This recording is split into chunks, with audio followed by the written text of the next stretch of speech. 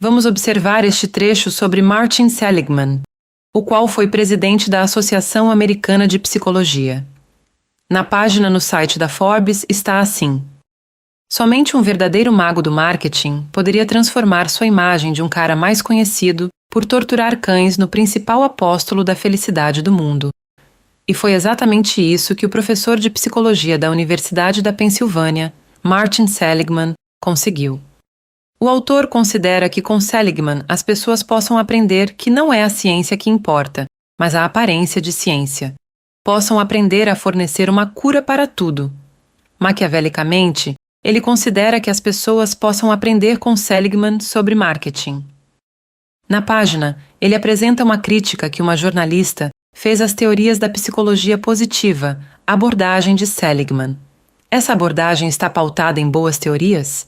Ajuda as pessoas? Não traremos nossa avaliação sobre isso aqui. Seligman, por sua vez, critica Freud e o comportamentalismo.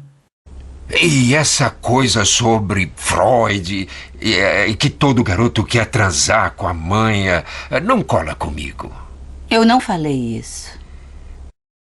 Sobre comportamentalismo, Seligman diz o seguinte no capítulo em que considera que a psicologia tenha perdido o caminho e ele o encontrado. Os behavioristas, entre eles Skinner, passaram meio século sustentando que toda a vida mental era como a espuma leitosa sobre o cappuccino do comportamento.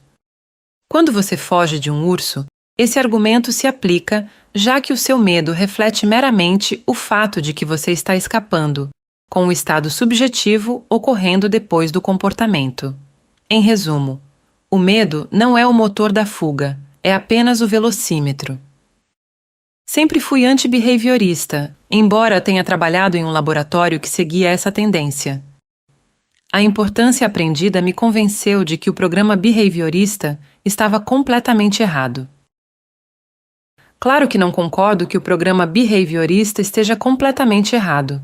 Existem muitas abordagens psicológicas por questões relativas à competição, complexidade, etc.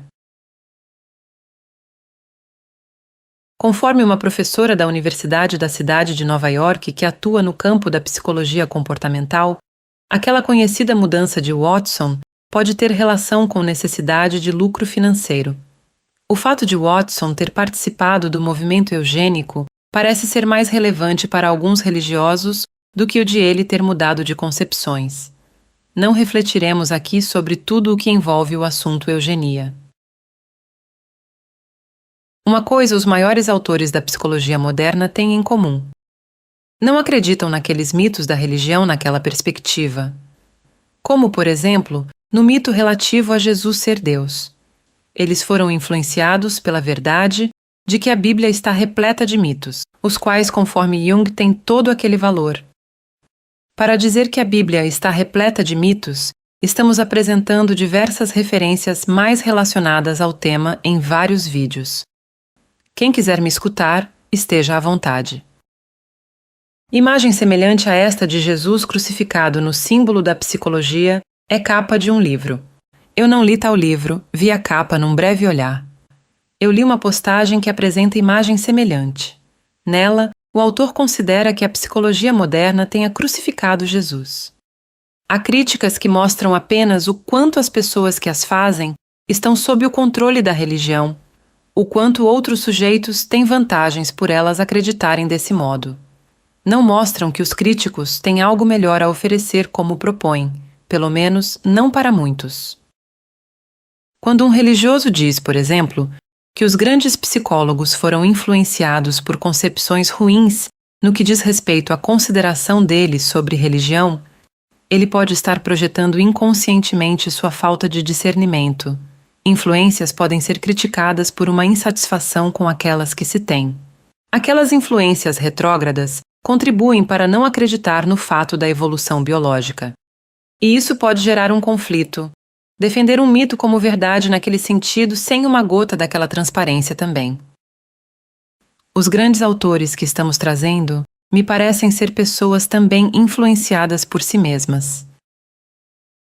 Além de ter recebido influência de Kant, Darwin, Marx e Nietzsche, A psicologia moderna também recebeu influência cristã, mas não naqueles aspectos. Conforme Freud, as premissas psicológicas em que o sistema comunista, por exemplo, baseia-se são uma ilusão. Ele disse isso no livro O Mal-Estar na Civilização. Por acaso alguém impôs a psicologia à sociedade? Algumas pessoas são enviadas aos psicólogos e têm de participar das sessões por motivos profissionais, por exemplo. Atualmente, a psicologia clínica tem recebido críticas intensas. Entretanto, mesmo que o psicoterapeuta seja ateu, geralmente atende as pessoas que quiseram estar ali ou que foram enviadas respeitando a religião delas.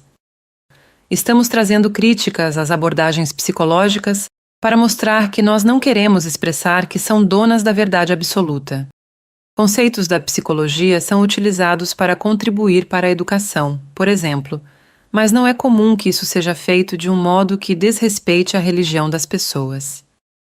Na academia, ninguém é obrigado a ver a religião do modo que um autor a via. Uma participação acadêmica de céticos ativos das crenças religiosas pode contribuir para influenciar de dado modo. Mas ninguém acredita que irá para o inferno eterno se não pensar do modo que o pai da psicanálise pensava sobre religião. Pessoas religiosas contribuíram para o desenvolvimento da psicologia moderna, mas as teorias mais relevantes ensinadas no campo da psicologia não foram apresentadas por pessoas religiosas naquele sentido ou em nenhum outro. Aquelas concepções ensinadas poderiam ter sido desenvolvidas por pessoas religiosas naquele sentido, sem contradizer sua fé religiosa. Esse é um dos motivos pelos quais pessoas religiosas procuram a formação em psicologia.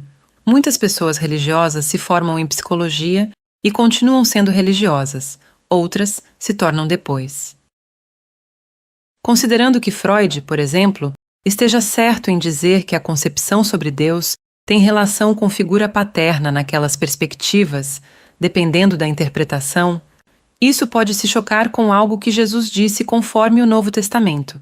Mas, se Freud estiver certo, isso não deixará de ser verdade. Eu acredito que concepções sobre os deuses tenham a ver com projeção inconsciente. Existem diferentes concepções sobre projeção. Em qual grau Freud está certo, não sei. Nós buscamos ser transparentes à verdade, sobretudo à sabedoria. O pensamento em um Deus que serve diretamente o ser humano pode ser simbólico e ter contribuído para coisas consideradas boas. Mas, para mim, a verdade é que Deus não serve diretamente o ser humano. O Sol não gira em torno da Terra. Eu estou bastante satisfeita com as influências que tenho. A verdade contradiz coisas que Jesus disse. Jesus acreditava ser influenciado apenas por Deus, por Pai. Eu sou influenciada por um naturalismo e não considero que Jesus tenha sido influenciado diretamente por Deus. Alguém pode ser influenciado pelo inconsciente e por influência do Jesus do Novo Testamento, por exemplo, acreditar que está sendo influenciado pelo Espírito de Deus. Por ser atrativa em muitos aspectos, pessoas são reforçadas a participar da psicanálise conforme comportamentalismo. Religiosos dizem que aquela ideia, não atingir o status de científica, não significa que não seja verdadeira naquela perspectiva. Pode significar se provarem que a ideia não é verdadeira. No entanto, por concepções da psicanálise contrastarem com as suas, o mesmo não se aplica no que diz respeito a ideias dela para tais. Eles intitulam toda a psicanálise de pseudociência. Independentemente de seu status referente à ciência, a psicanálise é frutífera em muitos aspectos. Não estou com isso criticando aquela busca pela ciência ou as boas críticas às abordagens psicológicas. Freud disse o seguinte: se a experiência demonstrar a outros depois de mim, que pensem como eu, que estávamos enganados, abandonaremos nossas expectativas. É interessante como a opinião daqueles autores não religiosos perde valor ou todo o valor para muitos quando eles falam sobre religião. Mesmo que coisas tenham sido escritas por eles para competir daquele modo com a religião, tais escritos podem ter relevância acadêmica. Muitos deles focaram e se dedicaram também para escrever sobre o tema religião. É claro que há coisas que grandes pensadores escreveram sobre religião que merecem críticas.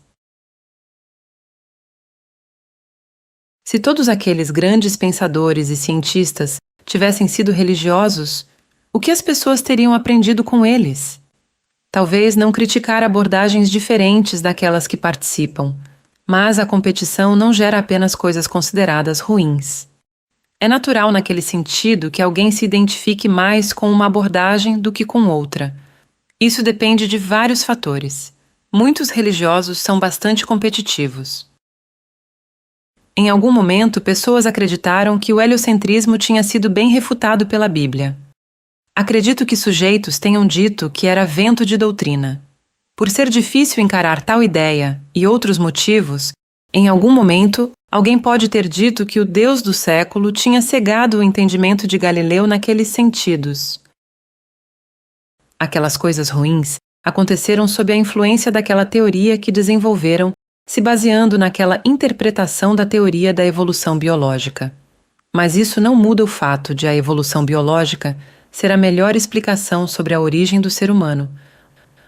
Teoricamente, o alicerce do cristianismo relativo a sobrenaturalismo desmoronou e o cristianismo não acabou. O comportamentalismo só pode estar certo mesmo, em muitas coisas. Supondo que a explicação seja diferente dessa do comportamentalismo, essa estaria me sendo simbólica. Qual relação sobrenaturalismo pode ter com naturalismo? Pode haver, por exemplo, uma religião naturalista com princípios apresentados por alguém descrito como sobrenaturalista. O amor pregado pela religião pode reforçar comportamentos de participar de algo, mesmo que seja criticado por aqueles naquela perspectiva e aquele fundamento não seja autêntico naquele sentido. Considero que a teoria da evolução biológica seja fato. Supondo que eu esteja errada, isso não provaria que a Bíblia está certa conforme aquela interpretação. O relato bíblico da criação pode ser simbólico, mas é mitológico. E as concepções dos autores que estamos apresentando, que dependem da teoria da evolução biológica, estariam tendo valor simbólico até algo superior ser contemplado, ou até mesmo depois em aspectos, como são muitas coisas relativas à religião. Se bem que uma ideia superada pode se tornar pejorativa. Por alguns, por exemplo, a expressão lamarquista é dita de forma pejorativa. Supondo que a teoria da evolução biológica não seja verdadeira, é simbólica, um símbolo de evolução, por exemplo. Supondo que uma descoberta espantosa mostrasse que nossa origem neste planeta tem relação com a ação direta de Deus, mesmo assim, em minha opinião, a teoria da evolução poderia continuar sendo símbolo de evolução. Pode-se ver aquelas buscas dos antigos por explicar aqueles fenômenos daqueles modos como tijolos iniciais. Mesmo que limitado por questões religiosas, o jovem religioso que se utiliza de uma psicologia e outros artifícios para criticar os maiores psicólogos da psicologia moderna está de algum modo refletindo sobre o assunto. Eu poderia considerar que fosse bom que ele abandonasse a religião. Talvez fosse o melhor para a sociedade. Mas talvez não seja o melhor para si. Para alguém, abandonar a religião sob a influência de concepções de Freud, por exemplo, pode ser bom, ruim ou as duas coisas em perspectivas diferentes, depende de vários fatores.